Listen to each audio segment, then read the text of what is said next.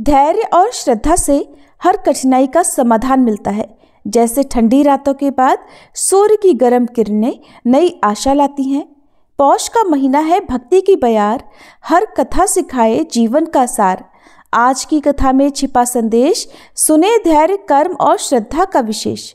हरे कृष्णा, ओम आदित्याय नमः। आइए पौष मास के 19वें दिन की इस प्रेरक कथा की शुरुआत करें।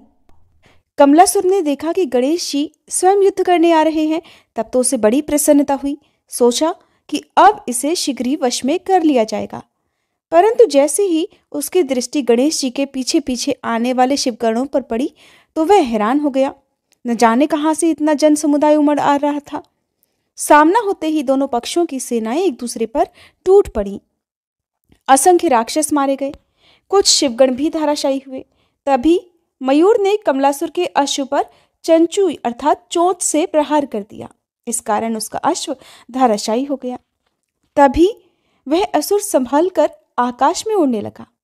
उसने क्रोधित होकर वहीं से भयंकर बाण वर्षा आरंभ कर दी। इधर मयूरेश ने भी घोर बाण वर्षा से ही उसका उत्तर दिया। राक्षस ने अपनी माया फैलाई, जिसे मयूर ने सहज में ही नष्ट कर दिया और फिर उसे अपनी माया दिखाई। अब असुर जिधर देखता उधर मयूरेश ही मयूरेश दिखाई देने लगे। उसने अपनी आंखें बंद कर ली तो अपने हृदय में भी मयूरेश के ही दर्शन हुए।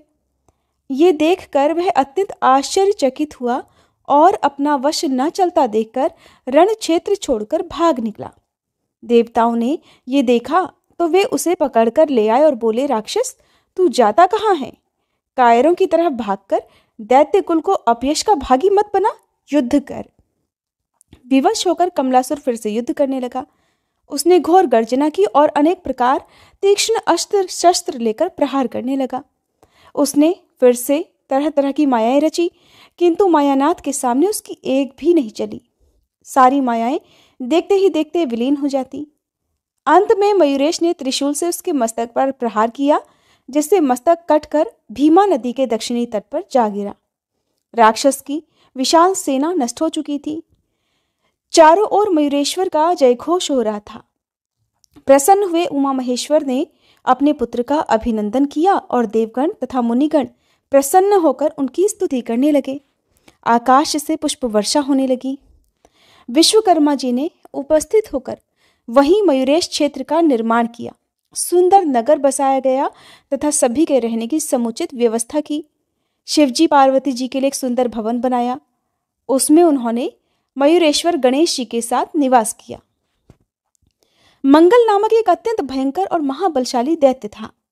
वह वराह का रूप बनाने में भी बड़ा सिद्धहस्त था। इसलिए उग्रेक्षण की आज्ञा होने पर भयंकर और विशालकाय वराह का रूप धारण करके वह मयूरेश क्षेत्र में आया और बड़े बड़े वृक्षों को टक्कर मारकर गिराता और धरती को कपाता हुआ मयूरेश के सामने आकर उछल कूद करने लगा। गणेश जी ने जैसे ही उसे देखा तुरंत ही उसके दांतों को पकड़कर तेजी से उसे ऊपर नीचे करने लगे, किंतु वह छुड़ा न सका। मयूरेश्वर ने उसके दांतों को ही ऊपर नीचे करते हुए अवसन्न कर दिया और अंत में उसका शरीर प्राणहीन कर दिया। एक दिन शिवजी ने अपने मस्तक से चंद्रमा उतार कर रख दिया था, जिसे वो हर क्षण अपने मस्तक पर धारण करते हैं, जिसे लेकर गणेश जी बालकों के साथ खेलने के लिए कुछ दूर पर चले गए। भगवान शंकर ने चंद्रमा को ना देखकर गणों से उसके विषय में पूछा तो वे कहने लगे, प्रभु उसे तो आपके पुत्र उठा ले गए हैं। हमने समझा कि आपकी आज्ञा से ही लेकर जा रहे होंगे, इसलिए उन्हें टोका भी नहीं। शिवजी ने सुनते ही एक गण को आदेश दिया कि जाओ और बालक से चंद्रमा ले आओ। गण ने जाकर मयूरेश से चंद्रमा देने को कहा तो वे बोले, अभी तो इसके साथ खेल रहा हूं, बाद में दूंगा। गण ने लौटकर शिवजी को उनका उत्तर बता दिया तो उन्होंने अब कई गणों को एक साथ भेजते हुए कहा कि अगर वो चंद्रमा दे दे तो ठीक, नहीं तो उसे ही यहां लेकर आओ। शिव गणों ने गणेश जी से चंद्रमा मांगा तो इस बार भी उन्होंने नहीं दिया। इस पर गणों ने कहा कि तो स्वयं अपने पिताजी की सेवा में उपस्थित होकर साफ साफ कह दीजिए।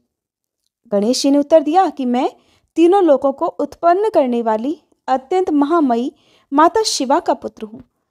तुम जैसे सामान्य लोग मुझे भला कैसे ले जा सकते हो? ऐसा कहकर उन्होंने लंबी सांस छोड़ी, जिससे विवश हुए शिवगण हवा में पत्तों की तरह उड़ते हुए शिव जी के सामने जाकर गिर गए। उनकी दशा देखकर शिव जी को क्रोध आ गया। उन्होंने प्रमथ आदि गणों को आज्ञा दी कि जाओ और गणेश को पकड़ कर लाओ। प्रमथ आदि गण ने आज्ञा पालनार्थ गणेश जी से जाकर कहा कि हे मयूरेश्वर, आपके पिता बुलाते हैं, तुरंत चलिए। इधर अस्वीकृति सूचक सिर हिला दिया, अर्थात मना कर दिया। तब गणों ने कहा, फिर तो हम आपको बलपूर्वक लेकर चलेंगे। गणेश जी ने उनका प्रयास देखा तो उन्हें मोहित करके खुद अंतर्ध्यान हो गए। अब वे वन वन में जाकर उनकी खोज करने लगे। गणों ने कभी इधर देखा तो गणेश जी दिखाई देते और कभी उनके पीछे दौड़ते तो वो खुद गायब हो जाते। इस प्रकार वे जब अधिक थक गए तब गणेश जी एक स्थान पर जा बैठे और तब गणों ने उन्हें पकड़ लिया। जैसे ही उन्होंने पकड़ा, गणेश जी ने अपना भार अधिक बढ़ा दिया। गणों ने उन्हें बांधकर वहां से ले जाने का प्रयास किया, किंतु वे उन्हें उठा ही नहीं सके। बहुत प्रयास करने पर भी असफल रहने पर उन्होंने शिव जी से कहा कि भगवान, हमने तो उन्हें लाने का बहुत प्रयास किया, किंतु हम सब मिलकर भी उन्हें उठा नहीं सके, इसलिए अपनी असफलता पर हमें लज्जा आ रही है। सुनकर शिव जी हंसने लगे। अब उन्होंने नंदीश्वर को बुलाया और कहा कि नंदी, आश्चर्य है कि अकेला गणेश इतना भारी हो गया कि कोई भी उसे यहाँ लाने में समर्थ नहीं हुआ। अच्छा, अब तुम जाकर उसे साम दाम दंड भेद की नीति के साथ लेकर आओ। शिव जी की आज्ञा पाकर नंदीश्वर चले और मुनि कुमारों के साथ खेलते हुए गणेश जी से जाकर कहने लगे, हे गणपति, आपके पूज्य पिताजी बुला रहे हैं, इसलिए आपको शीघ्र ही वहां चलना होगा। अब की बार भी उन्होंने नामे सिर हिलाया तो नंदीश्वर कहने लगे, अगर स्वेच्छा से नहीं चलोगे तो मैं बलपूर्वक ले चलूंगा। मुझे सामान्य गणों या फिर प्रमाथादि के समान मत समझना। नंदी का अहम भाव देखकर गणेश जी को उन पर हंसी आ गई और तब उन्होंने तीव्र वेग से सांस छोड़ी। बस फिर क्या था, नंदीश्वर को जोर की एक पटकी लगी और गहरी चोट के कारण मूर्छा आ गई। जब होश आया तो उठकर शिवजी के पास जाकर कुछ कहना ही चाहते थे कि उनकी दृष्टि शिवजी की गोद में बैठे गणेश जी पर चली गई। उनके पास चंद्रमा नहीं था, वो तो शिवजी के मस्तक पर ही विराजमान हो गया था। लज्जित नंदी ने शिवजी से निवेदन किया कि प्रभु, आपके ये पुत्र आपके ही समान महिमावान हैं, आज से हम इन्हें भी अपना स्वामी मानते हैं। तभी समस्त शिवगण उनकी स्तुति करके जय घोष करने लगे, गणेश्वर गणपति गणराज की जय, गणेश जी की जय, मयूरेश्वर की जय। अब मयूरेश्वर की 13वीं वर्षगांठ थी। गौतम आदि ऋषियों ने वहां आकर इंद्रयाग करवाया। तभी वहां कल विकल नामक 2 राक्षस आकर अनेक प्रकार के उपद्रव मचाने लगे। उन्होंने भैंसे का प्रचंड रूप धारण किया हुआ था। गणराज ने उनके मस्तक पर वज्र के समान मुक्के का प्रहार किया, जिससे वे अत्यंत व्याकुल होकर धरती पर गिर गए और रक्तवमन करके इस लीला से मुक्त हो गए। इंद्रयाग में गणेश जी ने देवराज इंद्र की उपेक्षा कर उन असुरों को मारा था। पहले तो इंद्र अपनी उपेक्षा का कारण नहीं समझ सके, किंतु असुरों के मारे जाने पर उन्हें अपनी भूल का एहसास हुआ और उसके बाद उन्होंने मयूरेश्वर की स्तुति कर उन्हें प्रसन्न किया। अब गणेश जी पूरे 15 वर्ष के हो गए थे। इस आयु तक वे अनेकों राक्षसों का संहार कर चुके थे। इस कारण उनकी ख्याति सर्वत्र फैल गई थी। उनके अद्भुत कर्मों को देखकर देवगण प्रसन्न हो रहे थे। उनकी विवाह योग्य अवस्था देखकर जगत जननी पार्वती जी ने एक दिन शिवजी से निवेदन किया कि प्रभु, गणेश अब विवाह योग्य हो रहा है, इसलिए कोई सुंदर, सुशील और गुणवती कन्या देखकर इसका विवाह कर देना चाहिए। शिवजी कहने लगे, प्रिय, मैं भी यही सोचता था, परंतु ये बाधा सम्मुख है कि इसके समान गुण वाली कन्या की खोज कहाँ की जाए। ये विचार अभी चल ही रहा था कि महर्षि नारद जी वीणा बजाते हुए वहीं आ पहुंचे।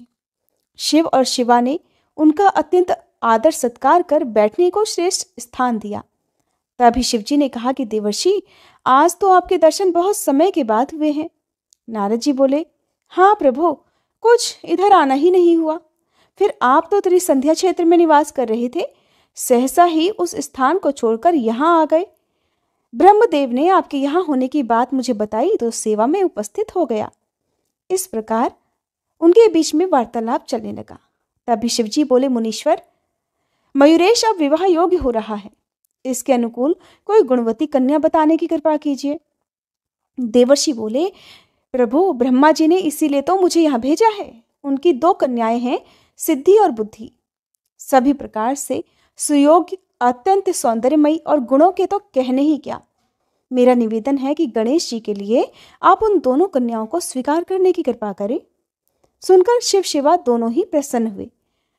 विवाह की तिथि निश्चित हुई। दोनों ओर से निमंत्रण पत्र भेजे जाने लगे। चारों ओर आनंद छा गया।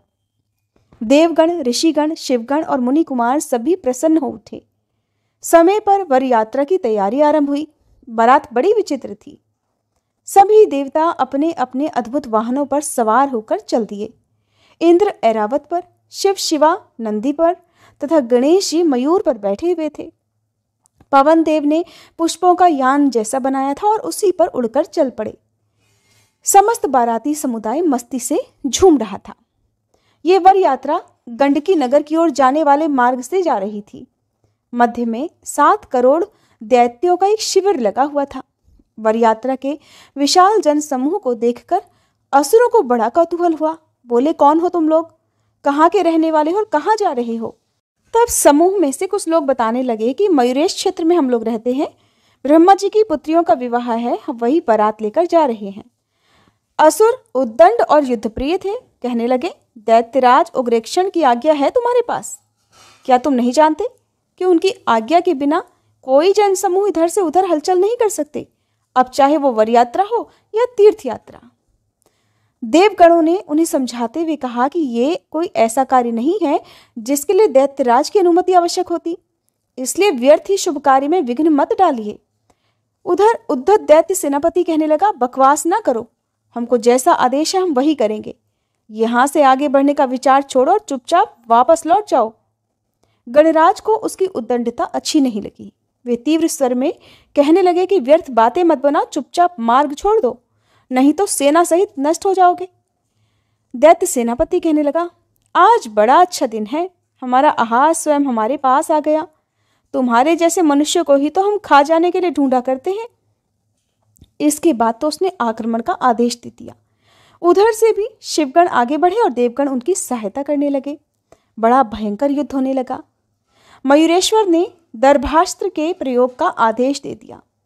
मुनि कुमारों ने हाथ में जल लेकर दर्भास्त्र का संकल्प जल छोड़ा। बस फिर क्या था, दर्भ के सूक्ष्म खंड असुर सेना में फैलकर उनके आंख, कान, नाक आदि मार्ग से सांस के साथ शरीर में प्रवेश करके हृदय को पीड़ित करने लगे। दर्भ खंडों ने असुरों को व्याकुल कर दिया। कुछ बहरे हुए, कुछ अंधे, कुछ का श्वास मार्ग छिल गया, कुछ के फुफ्फुस और हृदय विदीर्ण हो गए। इस कारण रक्त वमन करने लगे। इस प्रकार कुछ ही क्षणों में वह राक्षसी सेना पूरी तरह से नष्ट हो गई। बालकों ने कहा, देव, आपकी आज्ञा से हमने विशाल दैत्य सेना का बात ही बात में संहार कर दिया। अब और जो कहो वही हम करें। वर यात्रा पुनः आगे बढ़ी। धीरे धीरे इतनी दूर पहुंच गए कि वहां से उग्रेक्षण की राजधानी गंडकी नगर 1 योजन दूर रह गई। वहां गणेश जी अपने वाहन मयूर से उतर पड़े। यहाँ गणेश जी ने एक वृहद सिंहासन की स्थापना की जो अत्यंत सुंदर, दिव्य तथा भव्य था। उस पर उन्होंने शिव, शिवा और प्रमुख ऋषियों को बिठाया और अन्य सबको सिंहासन के आगे बैठने की व्यवस्था कर दी। इस प्रकार समस्त जन समूह वहां विश्राम करने के लिए ठहर गया। तभी मयूरेश बोले, हे जनक जननी, ऋषिगण, देवगण तथा शिवगण आदि, अभी गंडकी नगर में अनेक देवताओं के साथ भगवान श्री हरि आ रहे हैं। जब तक वे मुक्त ना हो जाएं, तब तक विवाह उत्सव में कोई आनंद नहीं आएगा। इसलिए मेरी प्रतिज्ञा है कि मैं उन्हें मुक्त कराए बिना विवाह नहीं करूंगा। इसलिए कोई बुद्धिमान पुरुष दैत्यराज के पास जाकर उन्हें मुक्त करने का संदेश दे और वह उन्हें मुक्त करना स्वीकार ना करे तो हमें उससे युद्ध करना होगा। ब्रह्मा जी ने साधु साधु कहकर गणेश जी की प्रशंसा की और पुष्पदंत को दूत बनाकर भेजने का प्रस्ताव दिया। किंतु पुष्पदंत ने कहा कि अगर मैं दैत्यराज के सामने गया तो मुझे उसकी बातों से शीघ्र ही क्रोध आ जाएगा। इस कारण मैं नीति की रक्षा करने में असमर्थ रहूंगा। मैं तो उससे केवल युद्ध क्षेत्र में ही मिलना चाहता हूँ, इसलिए उसके पास किसी अन्य को भेजना ही उचित होगा। उसकी बात सुनकर अब विचार चलने लगा कि किसी अन्य को भेजा जाए। बहुत विचार करने के बाद मयूरेश ने ही समाधान किया कि मेरे विचार से तो नंदीश्वर को भेजना चाहिए। ये अत्यंत वीर, धीर, गंभीर, बुद्धिमान, पराशय को शीघ्र समझने वाले और चतुर हैं। इनसे अधिक उपयुक्त अन्य कोई व्यक्ति प्रतीत नहीं होता। शिवजी ने भी अपनी सहमति दी कि पुत्र, तुम्हारा चुनाव ठीक है। नंदी को विविध प्रकार के रत्न आभूषण दो। आदेश पालन के बाद गणपति ने कहा, नंदीश्वर, वहां जाकर देवगण की मुक्ति का ही उद्देश्य ध्यान में रखना। जाइए, आपको सफलता प्राप्त हो। नंदीश्वर ने शिव, शिवा और गणेश्वर को प्रणाम कर वायु वेग से प्रस्थान कर दिया और उग्रेक्षण के सभा द्वार पर द्वारपाल को अपना परिचय देकर दैत्यराज से मिलने की बात कही। द्वारपाल ने जाकर सूचना दी तो उसने उन्हें बुला लाने की आज्ञा दे दी।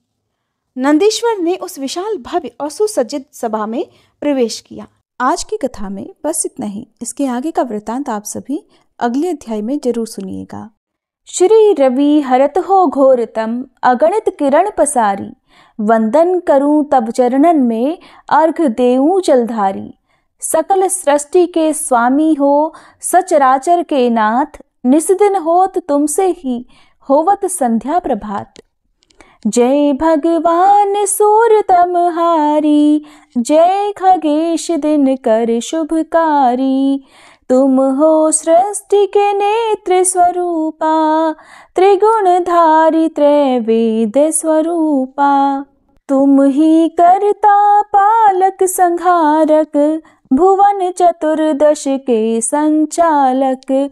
सुंदर बदन चतुर्भुजधारी, रश्मि रथी तुम गगन विहारी।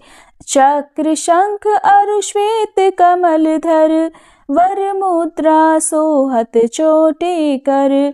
शीश मुकुट कुंडल गलमाला, चारु तिलक तब भाल विशाला। सप्त अश्वरथ अति द्रुतगामी, अरुण साथी गति अविरामी। रक्त वरुण आभूषण धारक, अति प्रिय तोहे लाल पदारथ। सर्वात्मा कहे तुम्हें ऋग्वेदा, मित्र कहे तुमको सब वेदा। पंचदेवों में पूजे जाते, मनोवांछित फल साधक पाते। द्वादश नाम जाप उद्धारक, रोग शोक अरु कष्ट निवारक। माँ कुंती तब ध्यान लगायो, दानवीर सूत कर्ण सो पायो। राजा युधिष्ठिर तब जस गायो, अक्षय पात्र वो वन में पायो। शस्त्र त्याग अर्जुन अकुरायो, बन आदित्य हृदय से पायो। विंध्याचल तब मार्ग में आयो, हाहाकार तिमिर से छायो। मुनि अगस्त गिरि गर्व मिटायो, निज तप बल से विंध्य नवायो। मुनि अगस्त तब महिमा गाई, सुमिर भये विजयी रघुराई। तोहे विरोक मधुर फल जाना, मुख में ली नहीं तोहे हनुमाना। तब नंदन शनिदेव कहावे, पवन के सूत शनि तीर मिटावे। यज्ञ व्रत स्तुति तुम्हारी कीन्ही, भेंट शुक्ल यजुर्वेद की दीन्ही। सूर्यमुखी खरितर तब रूपा, कृष्ण सुदर्शन भानु स्वरूपा। नमन तोहे ओंकार स्वरूपा, नमन आत्मा अरुकाल स्वरूपा। दिग दिगंत तब तेज प्रकाशे, उज्ज्वल रूप तुम्ही आकाशे। दश दिगपाल करत तब सुमिरन, अंजलि नित्य करत हैं अर्पण। त्रिविध ताप हरता तुम भगवन, ज्ञान ज्योति करता तुम भगवन। सफल बनावे तब आराधन, गायत्री जप सरल है साधन। संध्या त्रिकाल करत जो कोई, पावे कृपा सदा तब वोही। चित शांति सूर्यास्तक देव, व्याधि अपाधि सब हर लेवे।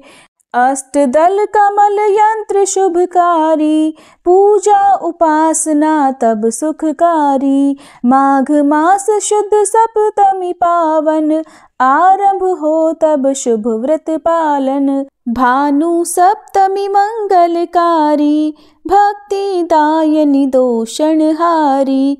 रविवासर जो तुमको ध्यावे, पुत्रादिक सुख वैभव पावे।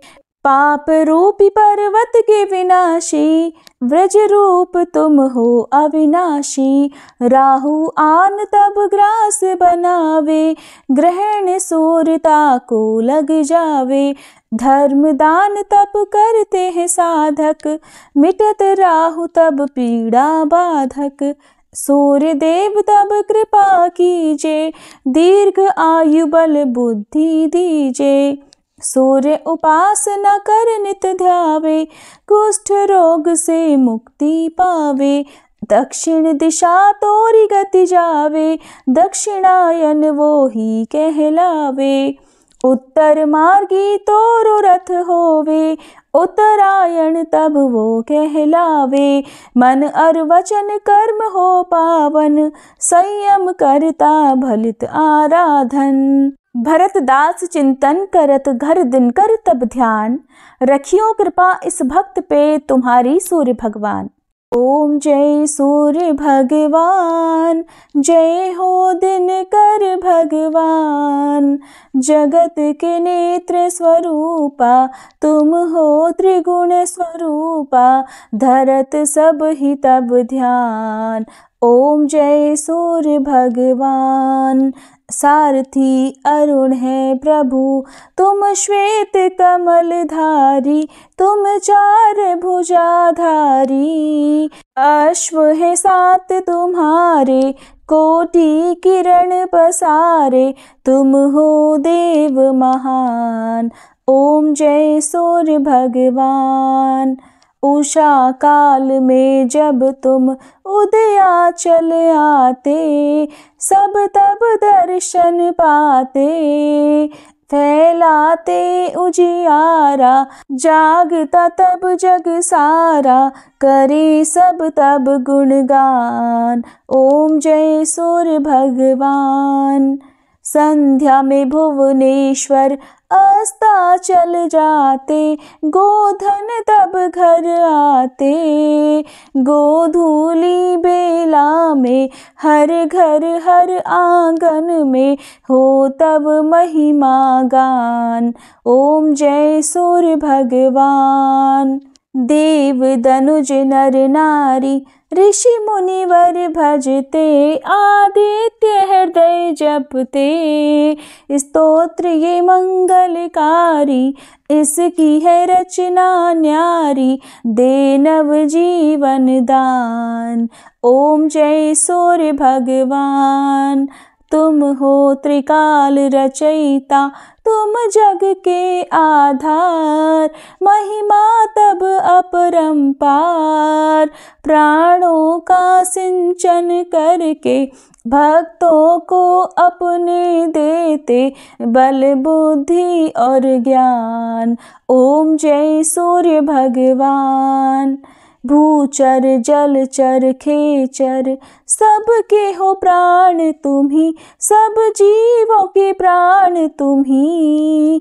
वेद पुराण बखाने, धर्म सभी तुम्हें माने।